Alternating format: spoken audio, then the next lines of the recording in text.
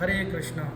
बहुत सारे लोग प्रश्न करते हैं कि महाराज हम धर्म मार्ग में अग्रसर होते हैं तो हमें कष्ट क्यों आते हैं, हमें दुख क्यों झेलने पड़ते हैं। तो महाराज मैं आपको बताऊं, यह भगवान हमारा परीक्षण लिया करते हैं, परीक्षा लेते हैं कि भक्त की श्रद्धा प्रबल है या नहीं। और आपको एक चीज और बताऊं, जो दुष्ट होते हैं, दुराचारी होते हैं, कुमार्गगामी होते हैं, जो नाना प्रकार के कुकर्म करते हैं, उन पे महाराज बड़ा सुख है, उनके पास पैसों का भी अभाव नहीं होता। तो आपको एक बात बताऊं जो भागवत जी में वर्णन में आती है कि अयम तु युग धर्मो ही वर्तते कस्य दूषणम। महाराज ये तो कलयुग का अधर्म ही मित्र है। कलिना अधर्म मित्रेण धरेयम बाधिताधुना। कलयुग का जो मित्र है वह अधर्म है, और जो अधर्म होता है तो कलयुग बड़ा प्रसन्न होता है, और उस जो अधर्म करता है उसका वह साथ देता है।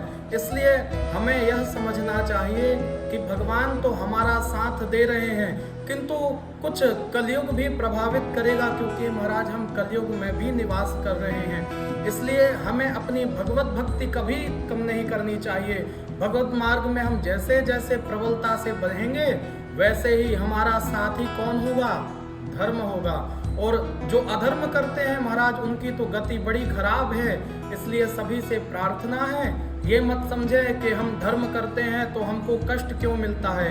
कष्ट इसलिए मिलता है कि हमारे जो प्रारब्ध रूपी जो कुकर्म पहले थे वे सब शांत हो रहे हैं, इसलिए हमको दुख मिल रहा है।